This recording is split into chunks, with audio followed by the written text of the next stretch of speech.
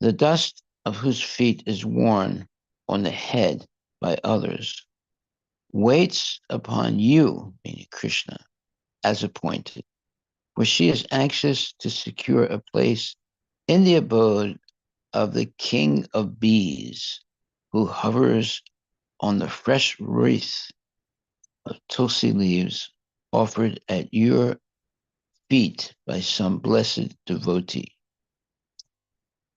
Very nice, all very nice statements. Purport by His Divine Grace, Srila Prabhupada. Bhaktivedanta Swami Srila Prabhupada. As previously described, Tulasi has attained all superior qualities due to being placed at the lotus feet of the Lord. The comparison made here is very nice. As the king of bees hovers over the tulsi leaves offered to the lotus feet of the Lord, so Lakshmi, the goddess who is sought by the demigods, Brahmanas, Vaishnavas, and everyone else, always engages in rendering service to the lotus feet of the Lord. The conclusion is that no one can be the benefactor of the Lord.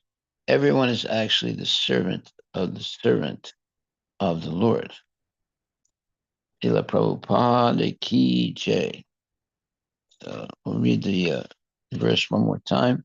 The goddess of fortune, Lakshmi, the dust of whose feet is worn on the head by others, waits upon you as appointed, for she is anxious to secure a place in the abode of the king of bees, who hovers on the fresh wreath of tulsi leaves offered at your feet by some blessed devotee. Okay, all glories to Srila Prabhupada Ki Jai. So this is an interesting verse. What we see here is a lot of poetic, let's say, concepts that helps us expand our consciousness. And in very poetic ways of understanding Tulsi Devi and Lakshmi Devi and the king of the bees and Tulsi Devi, like that. So, as previously described, I'm going to read the purport one more time. Tulasi has attained all superior qualities due to being placed at the lotus feet of the Lord.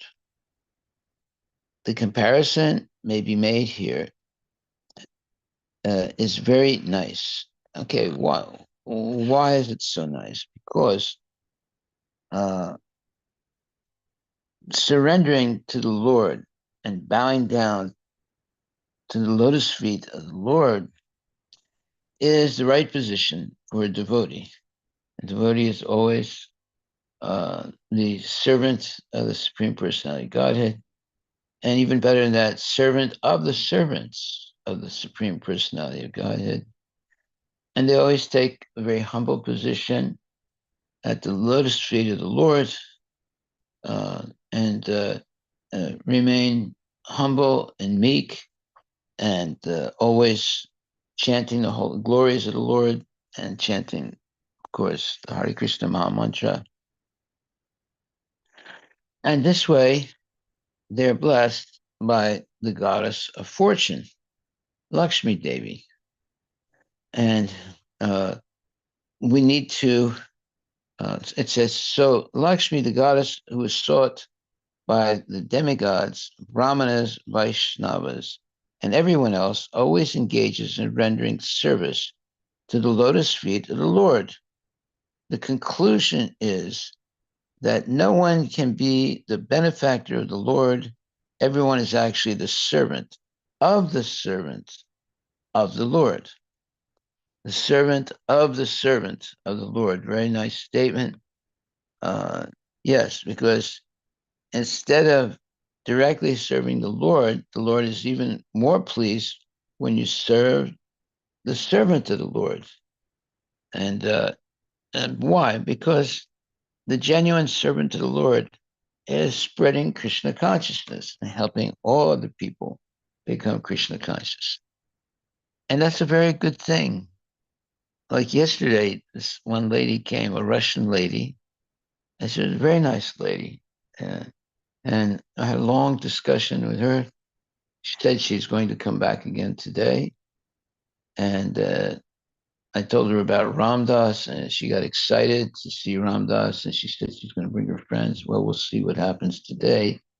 But the idea is that uh, by spreading Krishna consciousness and helping others understand something about Krishna and getting them to chant the Hare Krishna Maha Mantra is the best thing you can do in this world, because so many people are confused about, how they can be happy and peaceful and not be always, in anxiety and fearful.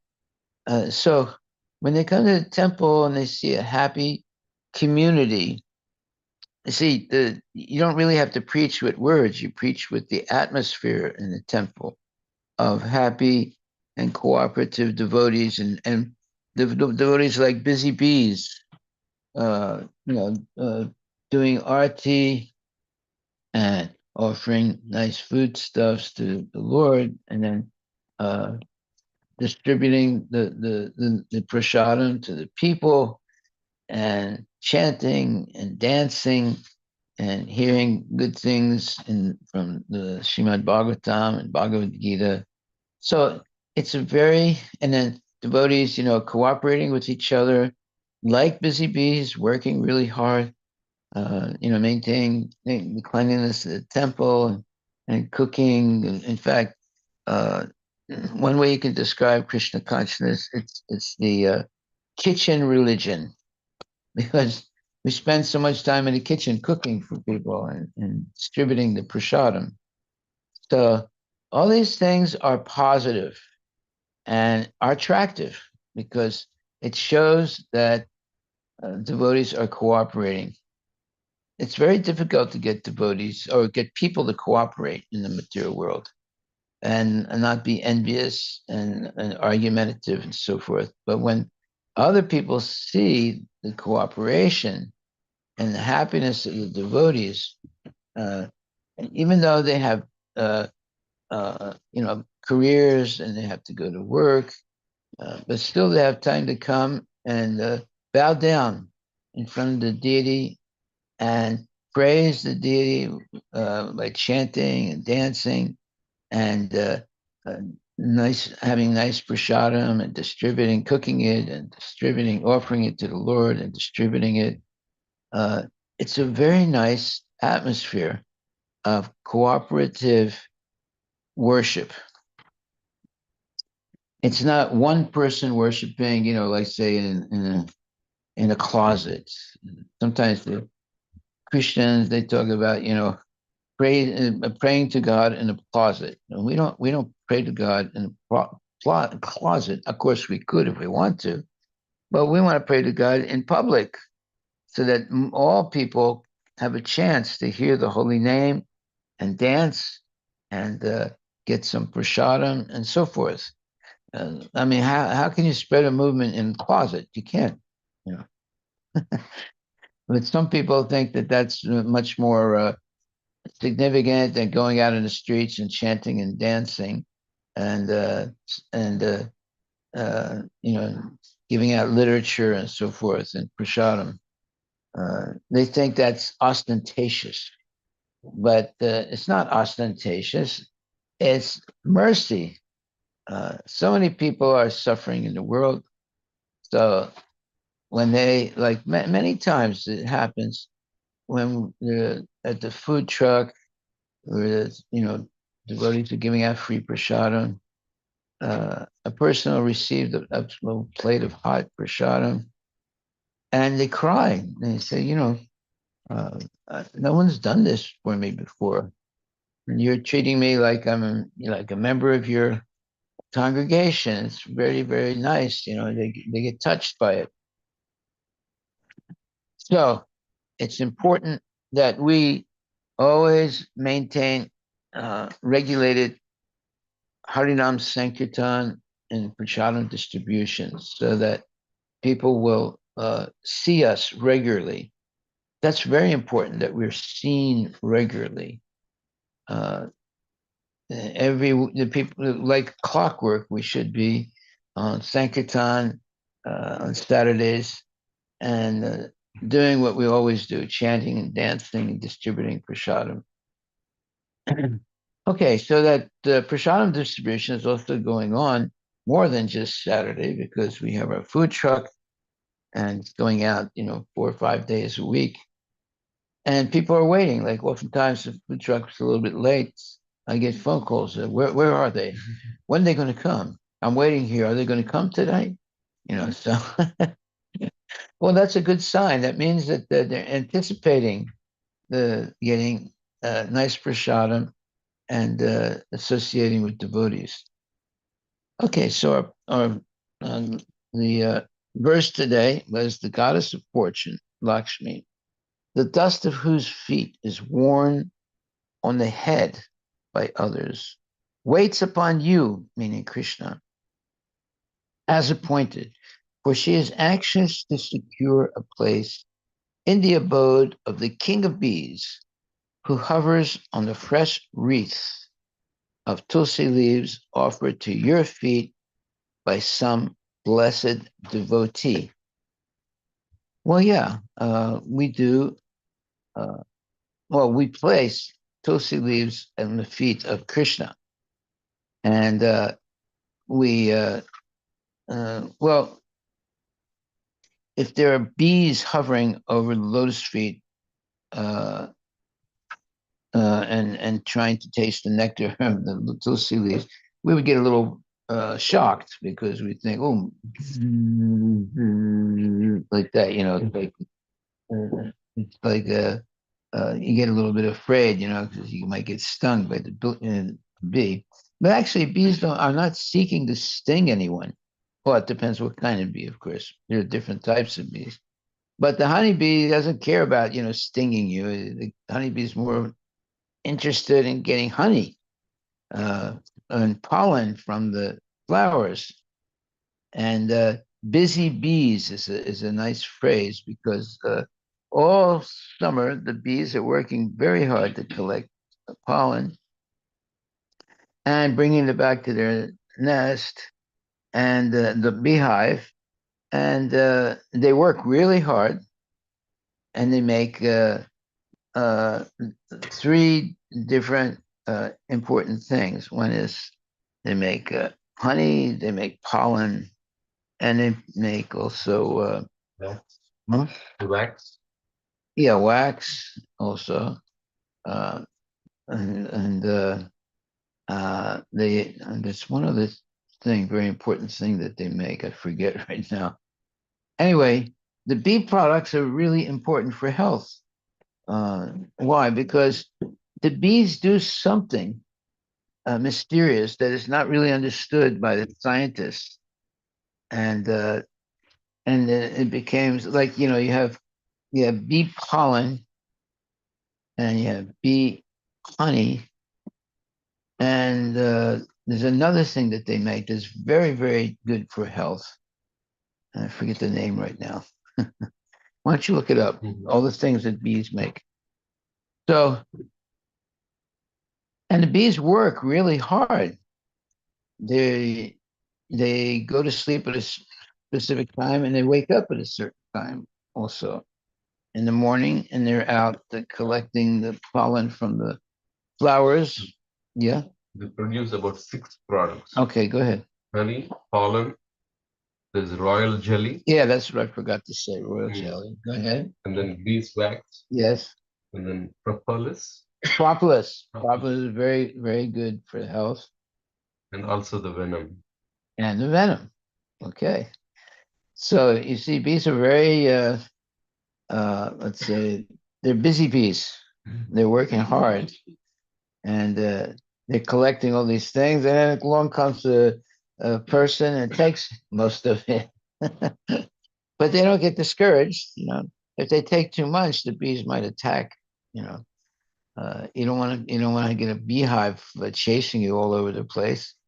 Uh, and there are different types of bees. There are honeybees, and then there's attack bees that'll attack you and hurt you. Yes. Stay if they sting once they die because like their stinger pulls off. Yeah. But there's this one bee called the hornet that it doesn't die when you sting it. So it can sting multiple times. You know. Yeah. So you better stay away from them. It also called murder bee. I think there's a study also, Maharaj. I don't know. I think bees only, right? If bees died, there's no more bees, then I think the world also will stop existing. No pollination. Yeah, exactly. Yeah. How Well, difficult they are for the. it'd be much more difficult to pollinate if they all the bees died. Bees die, but bees are dying though because of all these what do you call this uh, antennas and the different types of uh, waves that are going through the world. Like before, they didn't have all these antennas everywhere, and it's not even good for human beings. Uh, and this is sort of like uh, uh, dangerous waves that are flying through the air. Even now, there are waves coming through this room. You turn your radio on, and you see that there's waves and carrying uh, uh, voices and pictures of people and so many things. So we're living in a world today where you have good waves and bad waves. So uh, we have to sort of protect ourselves. And how do you protect yourself? Well, you chant Hare Krishna, of course, and get the protection of the Lord. And you also should not uh, be so interested in getting too many gadgets that have waves emanating from them. You know, it's some waves are good, some waves are not good, and we have to protect ourselves by limiting the gadgets that we have. If you have so many gadgets in the house, it's a lot of maintenance, and you can be exposed to things that are not good or consistent with a healthy life. So previously, people were living, let's say the caveman was living in a natural way. There were no electronic waves flying around, and they were just dealing with the natural things. So as society has advanced, uh, there's a lot of potentially toxic things that people are coming in contact with, and it can be very dangerous if you don't know, if you're not careful. So oftentimes people make mistakes and they get sick or they die because they come in contact with toxic things. Like, for example, I don't know if you know this or not, but if you have Clorox and what is it? If you mix Clorox, if you, let's say you put Clorox to clean the floor, right? And if it mixes with uh, not water but something else, the vapor that comes from that can kill you very quickly. Why don't you look that up? That Clorox, I forget. Uh, because it's a Bleach. yeah, bleach. Okay, bleach, and people don't know this, but it can inhaling the scent of things like bleach mixed with something else can actually kill you very quickly. What does it say? Pneumonia. What? Pneumonia. Pneumonia is a sickness, right? No, it's not that. What? Lysol? No. Alcohol. No. When bleach, Yeah. Clorox is mixed with ammonia, Yes. then the toxic gases called chloramines are produced. And what do? They It causes nausea. They hurt The danger. Yeah, I mean, if they're poisonous if they are inhaled because in a small contained space. That's the point. And some people die not knowing. I Yes. mean, they'll put it on the floor, and then they start wiping the floor with it, and they're inhaling it, and all of a sudden they die. Yeah. Yes, why you should never mix bleach and ammonia. Okay, bleach and ammonia. Okay. Mixing ammonia and bleach is not safe and can be life-threatening depending on the amounts you use. It causes the release of chloramine gas, which is poisonous. There you go. See, and things like different sicknesses can be caused by having too many of these cleaning substances in the house. Like you get so what is it now? This Clorox, And ammonia. ammonia, right? And what happens when you mix it with something? It generates a gas called chloramine, Yeah. which is poisonous. And you mix it with what? What will happen? What's the dangerous thing that you might mix it with? Is it just water or something No, else? just Clorox or Clorox is a bleach. Yeah. And then ammonia. Oh, okay. All right. Sometimes people put a lot of it, like the ammonia and the bleach, to clean their house, or sometimes, and you can look, once you see people that die from that, see how many people die from that, or it's, uh, oftentimes they use these very, let's say, dangerous chemicals to clean things uh, and uh, and disinfect things also with them. And then they get sick or they can die. Go ahead. What does it say?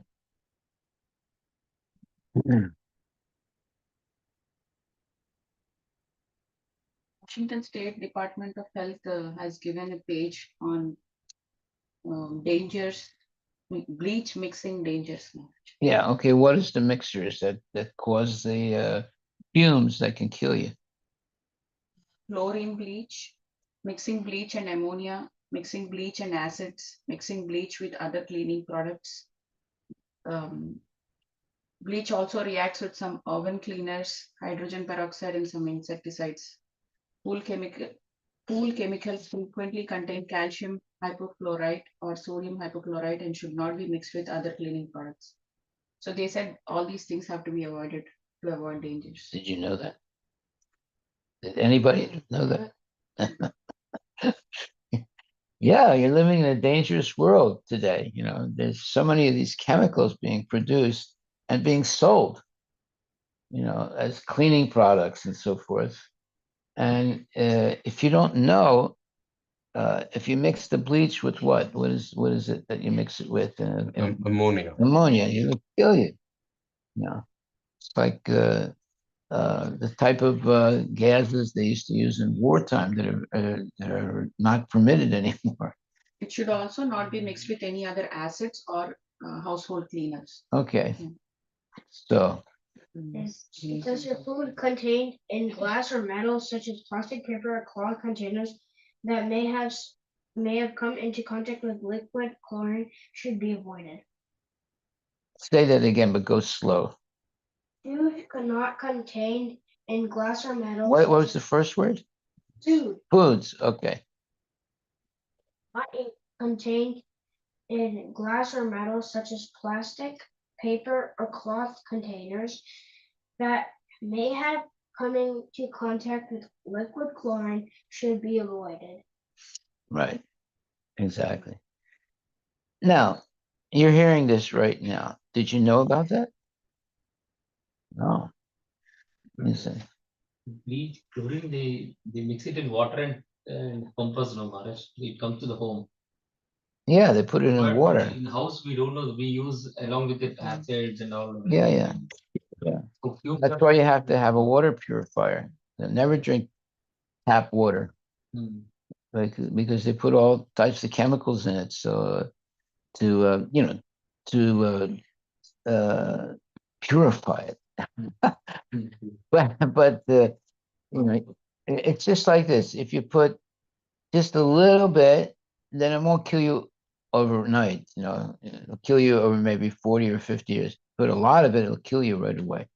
Right? Yeah. So if the food smells, tastes, or looks unusual, avoid using it.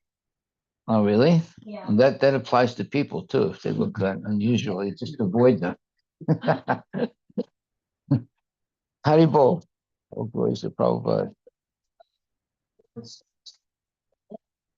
So if you have it, you might have blurred vision. You might cough and your eye might start tearing and your chest might tighten. Difficulty breathing or shortness of breath. Breath. Yeah, so like there's a lot of symptoms. That's ammonia, right? Yes, ma'am. Yeah. But yes, they sell ammonia. You can go to the supermarket and buy it. It's a very, very dangerous thing. And it does say, if you do this, you'll die. If you do that, you'll die. If you do this, you'll die. Right? You ever see that type of warning on a product? No? Even all your medicines also, Maharaj. Oh, yeah, the medicines also. I forgot. High chances of heart attack. Yeah. There's a lot of. Yeah, I mean, you read the warnings on these medicines, they're lethal. Just for our legal purposes. How can it be a medicine then, right? Well, it's like one poison can kill another poison. That's the idea. So yeah, you have to be careful. See, that started in really ancient times. They only used natural herbs for healing people. But then they started, uh, uh, experimenting with poisonous things, right? And then it became very, very, part of medicine to use one poison to kill other poisons, right? Now, if you overdose the healing poison, it'll kill you also. So, and there's a lot of medicines like that. That's why they have all these warnings on the labels, because if you overdose, I mean, a lot of people commit suicide by overdosing on the, aspirin or this or that, not knowing how dangerous they are, or they do know, and that's why they overdose on it to kill themselves. So you have to be very careful. You have 9 holes in the body, and you have to protect yourself from ingesting poisonous things in those 9 different holes. 2 eyes, 2 ears, 2 nostrils, and anus and the genital and so forth. And so the total is 9 holes of the body. What goes in those holes will determine who you are or what you are. So you see, some people are, smoking, Now, smoking is one of the dumbest things you could do because your lungs are not meant for smoke. If you ever see, well, let's look this up right now. I've said this before. I was giving a lecture in India, and I started talking about how dangerous smoking it is, and I had a picture of the lungs of a person who's a smoker. Right? So I asked one of the devotees to go around and show it to everybody in the room, and there was like I don't know 400 people there. So he started, while I kept talking, he started showing it, and people were looking at it. And one person jumped up and said, "I'm never going to smoke again the rest of my life." Because, the lungs of a smoker are black. It's frightening to see what happens to your lungs.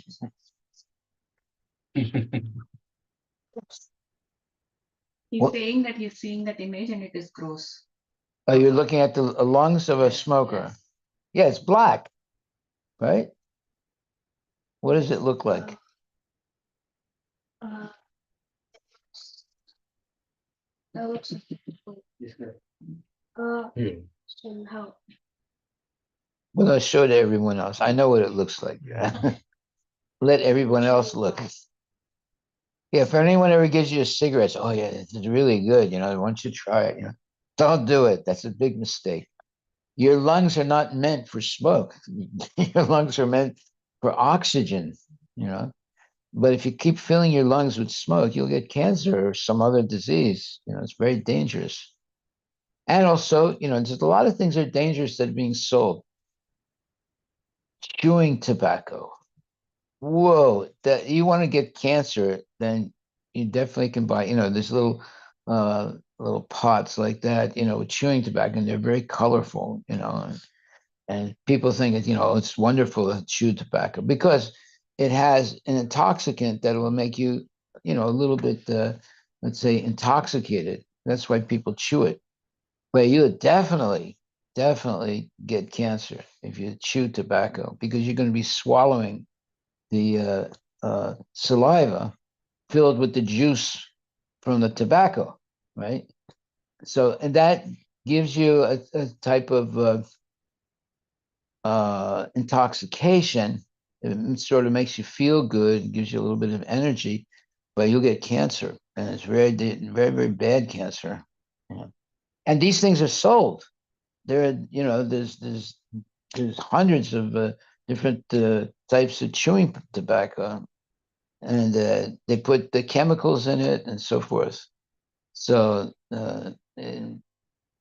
life is very dangerous. Modern life is very dangerous because you're coming in contact with many, many toxic things, like from rugs, from wallpaper, from uh, cleaning products, and whenever there's let's say a naturopathic doctor, you come in and you're sick. Usually they say, well, what do you have in your house? And you say, well, I got some Clorox and I got some of this. And it's okay, throw them all out, right? Because uh, just keeping them in your pantry is enough to get sick, and then using them gives you more advantages to get sick. So all these products are oftentimes very, very dangerous. So when you have a naturopathic doctor, uh, he'll ask you, usually, what kind of cleaning products you have in your house, and so forth, because you don't die right away, but over a period of time, there's what's called a cumulative. Uh, you accumulate toxins by being in contact with them, and you don't die right away, but you die slowly. You know, and sometimes people say, "I don't understand." I was eating only, I'm a vegetarian, and I was not, I don't smoke, and I got cancer. It's because you can get cancer when you have products in the house that you're using that you think are okay, but they're not okay. And it can be carpets, it can be paint, it can be a whole bunch of things. Perfumes. Most perfumes are very, that have artificial scents or artificial, perfumes are toxic. Sometimes ladies put a lot of perfume on them, and eventually they get skin cancer. How dangerous modern is. modern world is, if you understood all the chemicals that are in a house, you'd be afraid. In fact, I wrote about this. I wrote a whole book about, not a whole book, but I wrote about this. The number of chemicals that are in a house are a lot. And you come in contact with them without knowing that they are potentially dangerous. Although they say it on the label, they say it right on the label, right? So you always have to look at labels. So like caveman didn't have this problem because, he's living in a cave, and he was most of the times, cavemen. It's not that they were going out and killing animals all the time. It's not easy to catch an animal or kill it, right? So most of the time they were eating berries and green things and so forth. And if they were able to hunt, okay, they could, maybe kill a deer or something. But believe me, the deer don't want to be killed. So, it's not easy to go out hunting. Sometimes you can go out hunting all day long and not catch anything, or not kill anything, because all the animals don't want to be killed. So therefore, the let's say they call them the cavemen, they would eat mostly berries and green things, because the berries and the green things weren't running away from you. Whereas the deer and the other animals, they'd run away from you. It was hard to catch them, or kill them. So caveman was mostly eating uh, uh, grass. By the way, grass is a very nutritious thing. Now you don't. I mean, there's cellulose in grass, so you can't digest that. But if you just chew it, the juice that you get out of the grass is very healthy. You know, so like for example, people grow, like different things. Like they get these seeds, and then they let the seeds blossom, and then they make a juice out of it, and they eat that, or they drink it, and it's very healthy. But grass also is very healthy, unless it's been poisoned by products that people put, in their yard. But if it's natural grass, you can chew it, and you can't eat the cellulose in the grass, but you can take the juice of the grass, and it's very healthy and nutritious. But you got to make sure it's not been contaminated by different chemicals they put in the grass. But natural grass is a food. Why not? That's what cows eat, right? Now the cows can digest the cellulose. We can't, but we can juice the grass by chewing on it. Or if you have a juicer, then you can get the liquid from it. But you can also, I mean, your mouth is a what do you call uh, and, well, anyway, by chewing the grass, you can get the juice out of the grass, and it's very healthy. Right? So anything that's green normally is healthy. Of course, there are some things green that are poisonous, but grass is a very healthy food.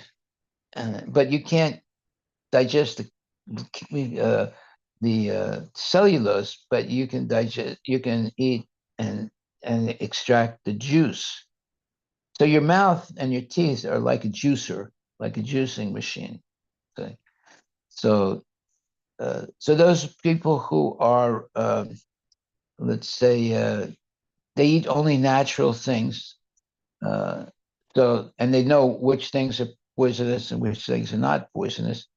They can subsist on things that they find in let's say the wilderness or in forests.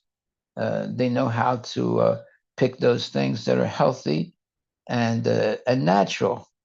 There are nuts, and there's different types of grasses, and different types of greens. So they're called foragers. They go out foraging their food. They don't go to the supermarket. You know. And you'd like around here, a lot of things growing in Sammamish that you could eat without going to the supermarket. It's just growing naturally. You just have to have a little bit of knowledge, and you can sustain yourself. Okay, so one of these days we can go on a what you would call a discovery walk, discover all the edible things that are growing in Sammamish. I used to do that. I used to take people on the what do you call that? Uh, well, teaching them to recognize edible herbs that are growing wild, and they're edible and they're healthy. Okay, so we're on text 21 now. Page. Yeah, one of these days we can do a walk around the Mamish. Find nature walk. Huh? All the kids also can join in summer. Yeah. We can have and see, what is edible, what is not edible. So, what the prayer of the people that pick different leaves and grasses and things to eat. Their prayer is, please God, make sure that no dog pass stool on us.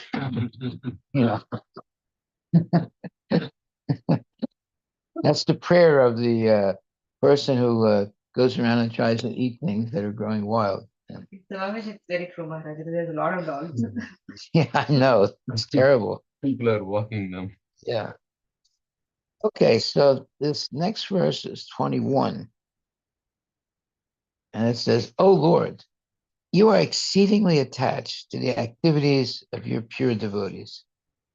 Yet you are never attached to the goddesses of fortune who constantly engage in your transcendental loving service. How can you be purified, therefore, by the dust of the path traversed by the Brahmanas? And how can you be glorified or made fortunate by the marks of Shivatsa on your chest?" So let me read that again. "O Lord, you are exceedingly attached to the activities of your pure devotees." Okay. "Yet you are never attached to the goddesses of fortune who constantly engage in your transcendental loving service. How can you be purified, therefore, by the dust of the path traversed by the Brahmanas? And how can you be glorified or made fortunate by the marks of Shivatsa on your chest?" Okay, let's see what this means. Purport. It is said in the Brahma Samhita that the Lord is always served by many hundreds of thousands of goddesses of fortune in his Vaikuntha planet. Just imagine that, hundreds and thousands of goddesses of fortune. One goddess of fortune can give you anything you want. And the Lord is surrounded by hundreds and thousands of goddesses of fortune. Just imagine how opulent things are in Vaikuntha, unbelievable opulence. How can you be purified, therefore, by the dust of the path traversed by the Brahmanas? And how can you be glorified or made fortunate by the marks of Shivatsa on your chest? Okay, so the purport. It is said in the Brahma Samhita that the Lord is always served by many hundreds and thousands of goddesses of fortune in his Vaikuntha planet. Yet, because of his attitude of renunciation of all opulences, he is not attached to any one of them. The Lord has 6 opulence: unlimited wealth, unlimited fame, unlimited strength, unlimited beauty, unlimited knowledge, and unlimited renunciation. All the demigods and other living entities worship Lakshmi, the goddess of fortune, just to get her favor. Yet the Lord is never attached to her because he can create an unlimited number of such goddesses for his transcendental servant. The goddess of fortune, Lakshmi, is sometimes envious of the tulasi leaves, which are placed at the lotus feet of the Lord, for they remain fixed there and do not move. Whereas Lakshmi, although stationed by the chest of the Lord, sometimes has to please other devotees who pray for her favor. Lakshmi ji sometimes has to go to satisfy her numerous devotees. But tulasi leaves never forsake their position at the lotus feet of the Lord. And the Lord therefore appreciates the service of the tulsi leaf more than the service of Lakshmi. When the Lord says, therefore, that it is due to the causeless mercy of the Brahmanas that Lakshmi ji does not leave him, we can understand that Lakshmi ji is attracted by the opulence of the Lord, not by the Brahmanas' benedictions upon him. The Lord is not dependent on anyone's mercy for his opulence. He is always self-sufficient.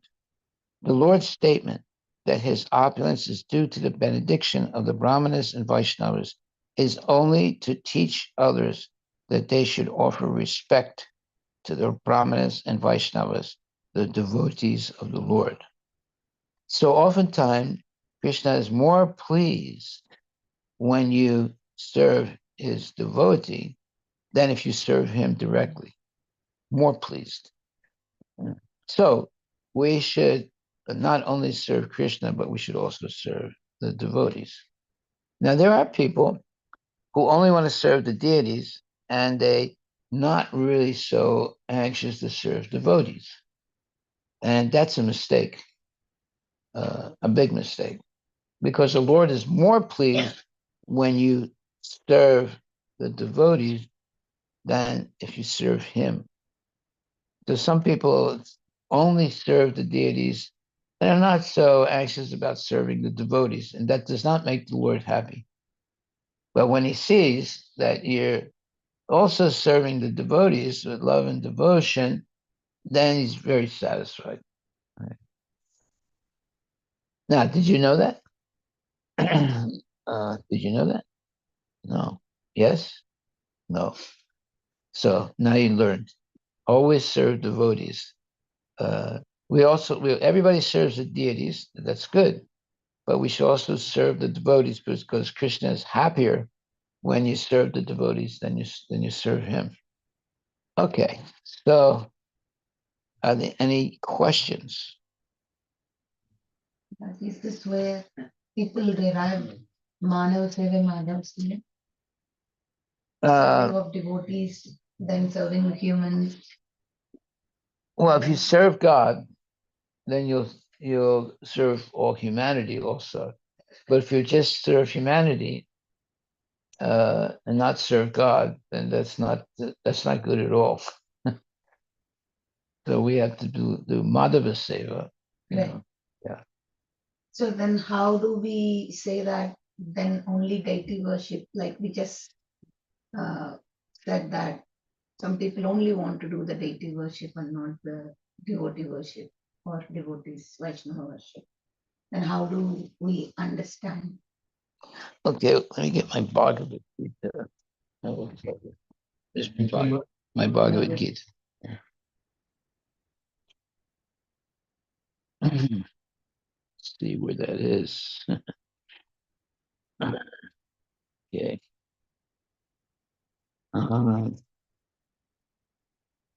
Let me see.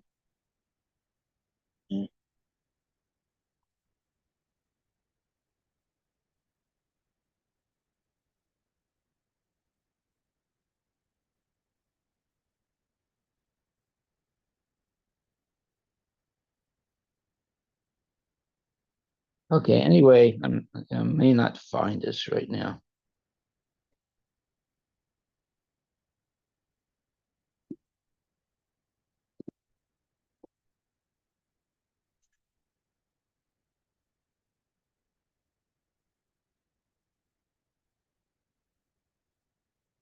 Yeah, the Krishna in the purport to the 7th chapter, verse number 18. It says, All these devotees are undoubtedly magnanimous souls, but he who is situated in knowledge of me, I consider to be just like my own self. Being engaged in my transcendental service, he is sure to attain me, the highest and most perfect goal. In the purport, Prabhupada says, it is not that devotees who are less complete in knowledge are not dear to the Lord. The Lord says that all are magnanimous because anyone who comes to the Lord for any purpose is called a mahat, or a great soul. The devotees who want some benefit out of devotional service are accepted by the Lord because there is an exchange of affection. Out of affection, they ask the Lord for some material benefit.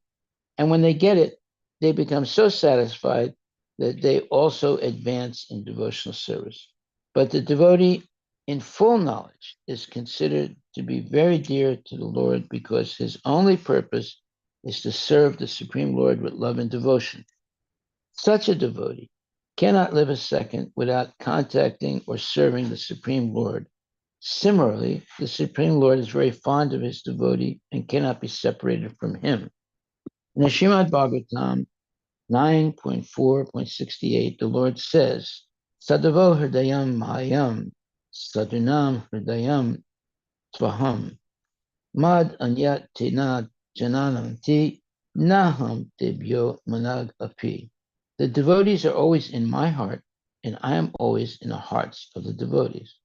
The devotee does not know anything beyond me, and I also cannot forget the devotee.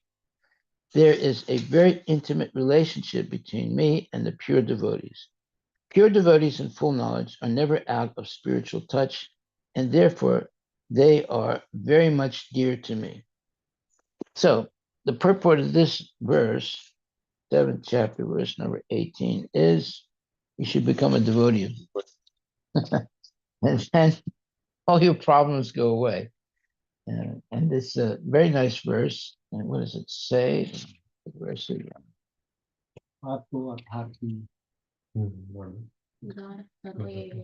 That is Udara sarva evaite, yani twat maiva me matam, astita hi yukta mam evan utamam gatim. All these devotees are undoubtedly magnanimous souls, but he who is situated in knowledge of me, I consider to be just like my own self. Being engaged in my transcendental service, he is sure to attain me, the highest and most perfect goal. So, but he who is situated in knowledge of me, I consider to be just like my own self. Okay, so this verse that's quoted in the purport is amazing. It says, "The devotees are always in my heart, and I am always in the hearts of the devotees. The devotee does not know anything beyond me, and I also cannot forget the devotee. There is a very intimate relationship between me and the pure devotees. Pure devotees in full knowledge are never out of spiritual touch, and therefore they are very much dear to me." Now, why should we be hearing lectures every day from the Bhagavad Gita and Srimad Bhagavatam? Because we begin to learn what it means to serve Krishna. And by serving Krishna, we develop a personal relationship with the Lord. And the Lord is actually anxious, much more anxious than we are, to have that relationship so that the devotee can come back to Godhead, where we all originally came from. Okay. There was this one man, there was a friend of mine, and we would always be talking. He would call me every day, talk to me. Unfortunately, he died. But his purpose was to always take birth over and over again in Medina. Now, Medina is a neighborhood in Seattle. not in Seattle, but the outskirts. Yeah. This is where a lot of rich people live. And he was living there, and he said, my only desire is to always take birth over and over again in Medina. I said to him, I said, that's not a good idea. I said, it's much better to go back to Vaikunta. He said, I don't know Vaikunta. I said, I know Medina. Why? Because, he lives in an affluent neighborhood. And so he thought that this is like Vaikunta, but it's not. There's nothing near Vaikunta, right? Unfortunately, there are people like that get so attached to mundane things, they can't imagine what it's like to be in the spiritual world. However, Krishna says, the devotees are always in my heart, and I'm always in the hearts of the devotees. The devotee does not know anything beyond me. Okay, now what does that mean? The devotee does not know anything beyond him or Krishna. Well, that means they're not interested in anything else but Krishna. There's so many other things you can be interested in. You can be interested in video games, you can be interested in movies, you can be interested in this thing, that thing, hunting, fishing. Fishing is one of the dumbest things you can do. It's just, you get a fishing rod and some bait. You have to buy the bait. The bait is always some kind of dead flesh or whatever. And then you go, you already spent a couple $100 buying all those things, and then you go and you sit down, on some kind of I don't know, you get these little benches that you can take with you, and you throw the the fishing, what do we call that? The string, yeah, with the bait on it. Sometimes they have real bait, sometimes they have artificial bait. The artificial baits are very colorful, very, very colorful. Yeah. And they just sit there like that, right? They sit there for an hour or 2 or 3 hours until some poor little fish bites the bait, you know. Then they, get the bait, pull the fish out of the water, and then they take the bait, the bait is connected to a very sharp hook. And then, they take the hook out of the fish and they throw it in this basket or box, right? At the end of the day, they might have 5 or 10 fish, that were caught by the man. Now, you have to understand what a fish is. A fish is a scavenger. That means fish eat all the dead bodies in the water, right? And then the guy goes there, catches the fish, and eats the fish. But actually, he's eating all the dead bodies that the fish ate. See? So fish are water purifiers. They purify the water by eating all the dead things in the water, other fish that died, and so forth. So they don't have a nice diet, But people think, oh, fish are healthy. Pescatarian, very popular. What's that? Pescatarian, they eat fish. They don't eat other meat. Yeah. They think eating fish is very healthy. Yeah, well, that's called ignorance. Fish is a water filter. They filter all the crap in the lake or the ocean or whatever. Like let's say you buy an aquarium and you buy some fish, right? And then you have to buy some food for the fish. You know what the food is? Dead worms and dead bugs and things like that. That's what they eat, right? And then people think, oh, eating fish is very healthy, it's not healthy. You're eating all the bugs and worms that the fish ate. So everyone has these misconceptions, they think, well, I don't eat any red meat, I only eat fish. Pescatarian, very popular. What's that? That is, people don't eat meat, but they only eat fish. You know, Because they think that that is, and of course, all the vegetables. They think it's healthy. They eat fish and other seafood, Seafoods. but avoid red meat and poultry yeah. as part of a vegetarian. And they feel very proud. Whoa, it's part of a vegetarian diet. Especially Yeah. In Bengal, in India also. in yeah. India, some Bengalis also, even Brahmin families, they consider fish soft meat. Yeah, fish. In Bengal, fish is fowl. It's, File is fruit. yeah, fruit of the ocean. Fruit of the ocean. Yeah, see, that's the way you rubber stamp something, falsely, and then it sounds like, oh, well, this is the fruit of the ocean. So, yeah. Okay. Any questions? It says that demigods also worship Lakshmi for favors. What kind of favors? Like in material world, I can see that people they worship for wealth or good fortune.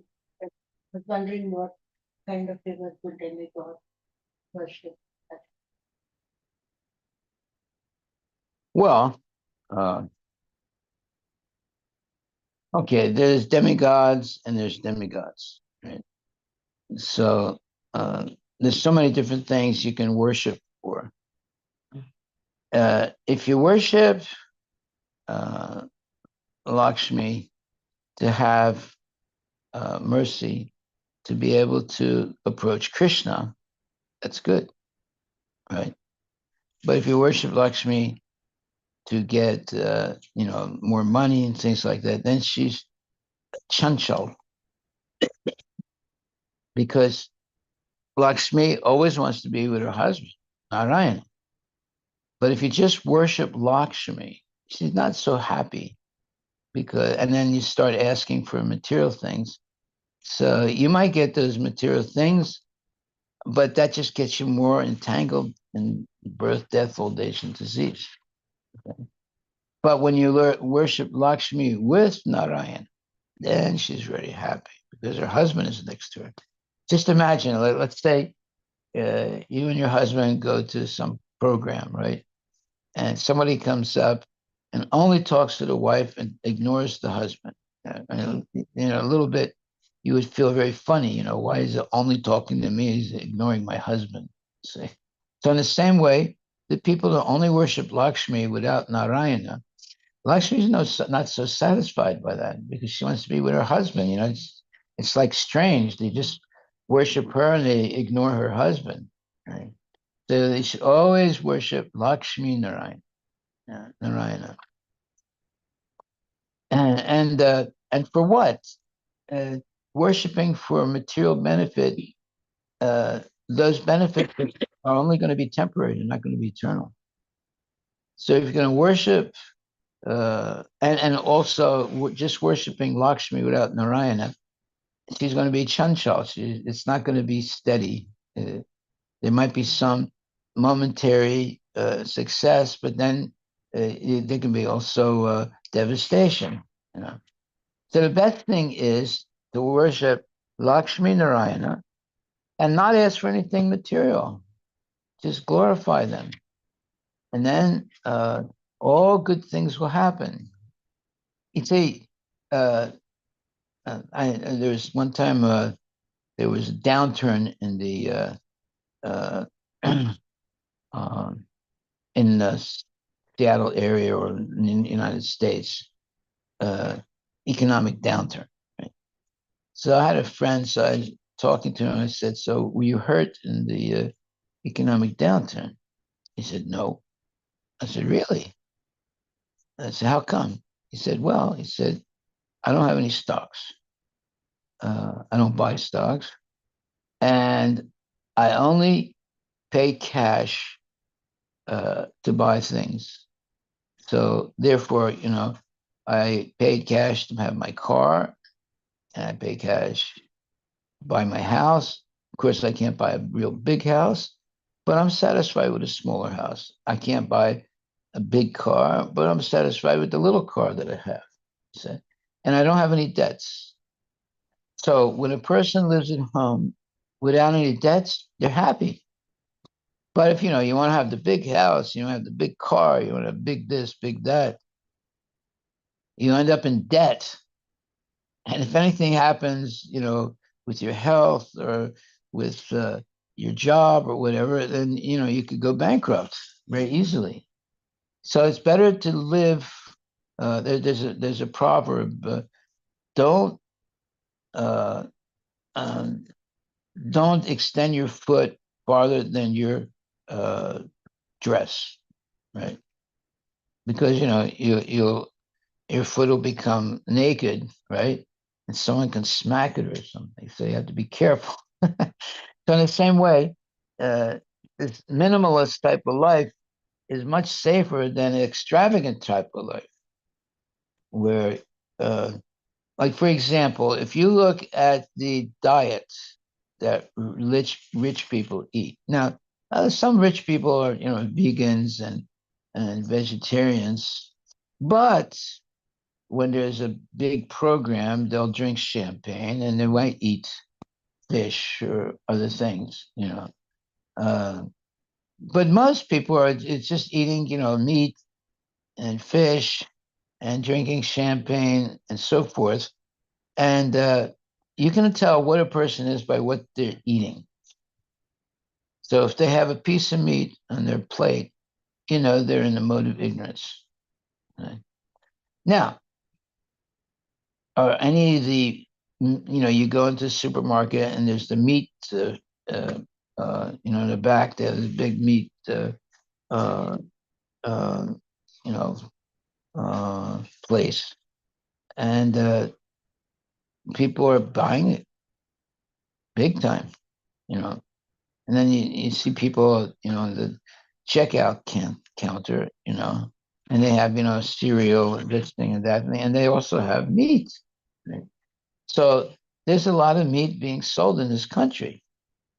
And in this country, about 55 billion, well, there's at least 80 million cows are being eaten, and 55 billion, a trillion fish and things like that. So there's a tremendous consumption of flesh. Yes. Um,